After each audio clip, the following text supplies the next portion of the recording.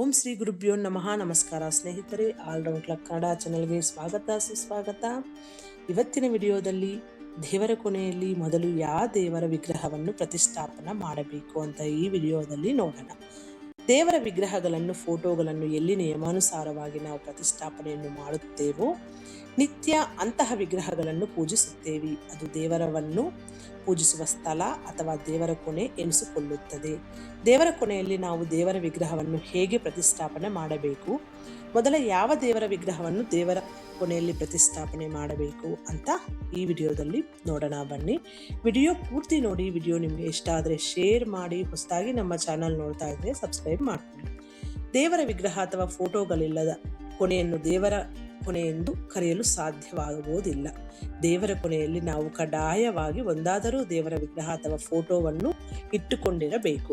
ದೇವರ ಫೋಟೋವನ್ನು ಅಥವಾ ವಿಗ್ರಹವನ್ನು ಇಟ್ಟುಕೊಳ್ಳುವಾಗ ನಿಯಮಗಳು ಇರಲೇಬೇಕು. ನಿಯಮಗಳ ಪ್ರಕಾರ ಹಾಗೂ ಅದರದ್ದೇ ಆದ ವಿಧಾನಗಳ ಪ್ರಕಾರ ನಾವು ದೇವರ ಕೊನೆಯಲ್ಲಿ ವಿಗ್ರಹಗಳನ್ನು ಇಟ್ಟುಕೊಂಡಿರಬೇಕು. ನಾವು ದೇವಾಲಯಗಳಿಗೆ ಭೇಟಿ ನೀಡಿದಾಗ ಅಲ್ಲಿ ದೇವರ ವಿಗ್ರಹ ಅಥವಾ ಫೋಟೋಗಳನ್ನು ನೋಡುತ್ತೇವೆ. ಕೆಲವರು ದೇವಾಲಯದಲ್ಲಿನ ಅಂತಹುದ್ದೇ ವಿಗ್ರಹವನ್ನು ತಮ್ಮ ಮನೆಯಲ್ಲೂ ಇಟ್ಟುಕೊಳ್ಳಲು ಬಯಸುತ್ತಾರೆ.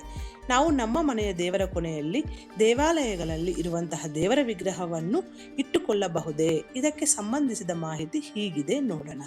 ಮೂರ್ತಿ ಸ್ಥಾಪನೆ ಅಂದರೇನು ಅಂತ ಮೊದಲು ನೋಡೋಣ ಬನ್ನಿ. ಮೂರ್ತಿ ಸ್ಥಾಪನೆ ಎಂದರೆ ದೇವರ ಅಥವಾ ದೇವತೆಗಳ ವಿಗ್ರಹ ಅಥವಾ ಫೋಟೋಗಳನ್ನು ಮನೆಯ ಒಂದು ಪ್ರತ್ಯೇಕವಾದ ಶುದ್ಧ ಸ್ಥಳಗಳಲ್ಲಿ ಸ್ಥಾಪಿಸುವುದಾಗಿದೆ. ಒಮ್ಮೆ ನಾವು ಒಂದು ಸ್ಥಳಗಳಲ್ಲಿ ಪ್ರತಿಷ್ಠಾಪನೆ ಮಾಡಿದ ದೇವರ ವಿಗ್ರಹ ಅಥವಾ ಫೋಟೋವನ್ನು ಪದೇ ಪದೇ ತೆಗೆಯುವುದು ಒಳ್ಳೆಯದಲ್ಲ. ಯಾಕಂದರೆ ದೇವರು ನಾವು ವಿಧಿವಿಧಾನಗಳ ಪ್ರಕಾರ ಪ್ರತಿಷ್ಠಾಪನೆ ಮಾಡಿದ ವಿಗ್ರಹಗಳಲ್ಲಿ ನೆಲೆಸಿರುತ್ತಾನೆ. ನಾವು ಈ ರೀತಿ ಪ್ರತಿಷ್ಠಾಪನೆ ಮಾಡಿದ ವಿಗ್ರಹವನ್ನು ಪದೇ ಪದೇ ತೆಗೆಯುವುದರಿಂದ ಅದರಲ್ಲಿನ ದೈವಿಕ ಶಕ್ತಿಯು ಹೊರಟು ಹೋಗುತ್ತದೆ. ಎರಡನೆಯದು, ಇಂತಹ ವಿಗ್ರಹಗಳನ್ನು ಮನೆಯಲ್ಲಿ ಇಡುವುದು ವ್ಯರ್ಥ. ಯಾವ ವಿಗ್ರಹ ಅಂದರೆ ನಾವು ಮಾರುಕಟ್ಟೆಯಿಂದಾಗಿರಬಹುದು ಅಥವಾ ಉಡುಗೊರೆಯಾಗಿ ಆಗಿರಬಹುದು ಸ್ವೀಕರಿಸಿದ ದೇವರ ವಿಗ್ರಹ ಅಥವಾ ಫೋಟೋಗಳನ್ನು ಎಲ್ಲೆಂದರಲ್ಲಿಟ್ಟು ಪೂಜೆಯನ್ನು ಮಾಡುವುದರಿಂದ ಯಾವುದೇ ಪ್ರಯೋಜನ ಇರಲ್ಲ. ಅಂತಹ ಪ್ರತಿಷ್ಠಾಪನೆ ಮಾಡಿದ ವಿಗ್ರಹಗಳಲ್ಲಿ ದೈವಿಕ ಶಕ್ತಿಗಳು ನೆಲೆಯಾಗಿದೆ ಎಂಬುದನ್ನು ಅರಿತುಕೊಳ್ಳುವುದು ಕೂಡ ತಪ್ಪಾಗಿದೆ. ಅಂತಹ ವಿಗ್ರಹಗಳನ್ನು ಇಡುವುದರಿಂದ ಯಾವುದೇ ದೈವಿಕ ಶಕ್ತಿಗಳು ಅದರಲ್ಲಿ ನೆಲೆಯಾಗಿರುವುದಿಲ್ಲ. ದೇವರ ವಿಗ್ರಹ ಪ್ರತಿಷ್ಠಾಪನೆ ಮಾಡುವ ದಿನ, ಸಮಯ ಯಾವುದು ಅಂದರೆ ದೇವರ ವಿಗ್ರಹ ಪೂಜೆ ಮಾಡುವುದಕ್ಕಾಗಿ ಮನೆಗೆ ತರುತ್ತಿದ್ದರೆ ಅದನ್ನು ತರುವ ಮುನ್ನ ಪಂಡಿತರ ಬಳಿ ಶುಭ ಸಮಯ ಮತ್ತು ಶುಭ ದಿನವನ್ನು ನೋಡಿಕೊಂಡು ತರೆಯುವುದು ತುಂಬಾನೇ ಮುಖ್ಯ.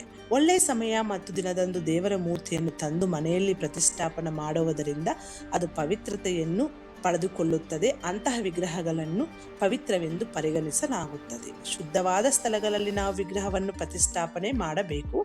ಅಶುಭ ಸಮಯ ದಿನದಂದು ಪೂಜೆಗೆ ವಿಗ್ರಹವನ್ನು ತಂದು ಪೂಜೆ ಮಾಡುವುದರಿಂದ ಅದು ನಮಗೆ ಅಶುಭ ಪರಿಣಾಮವನ್ನುಂಟು ಮಾಡುತ್ತದೆ, ನಕಾರಾತ್ಮಕತೆಯನ್ನು ಸೃಷ್ಟಿಸುತ್ತದೆ.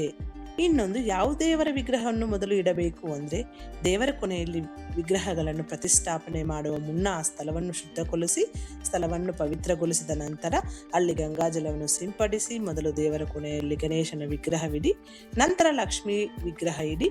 ಇದರ ಬಳಿಕ ನೀವು ನಿಮ್ಮ ಇಷ್ಟ ದೇವರನ್ನು ಅಥವಾ ದೇವತೆಯನ್ನು ಇಲ್ಲಿ ಪ್ರತಿಷ್ಠಾಪನೆ ಬಳಸಿ ನಿರ್ಧಾರಗಳೆಲ್ಲ ತೆಗೆದುಕೊಳ್ಳಿ. ಈ ವಿಡಿಯೋ ನಿಮಗೆ ಇಷ್ಟ ಆದರೆ ಶೇರ್ ಮಾಡಿ. ಹೊಸದಾಗಿ ನಮ್ಮ ಚಾನಲ್ ನೋಡ್ತಾ ಇದ್ರೆ ಸಬ್ಸ್ಕ್ರೈಬ್ ಮಾಡ್ಕೊಳ್ಳಿ. ಮುಂದಿನ ವಿಡಿಯೋದಲ್ಲಿ ಸಿಗೋಣ. ಅಲ್ಲಿವರೆಗೂ ಧನ್ಯವಾದಗಳು.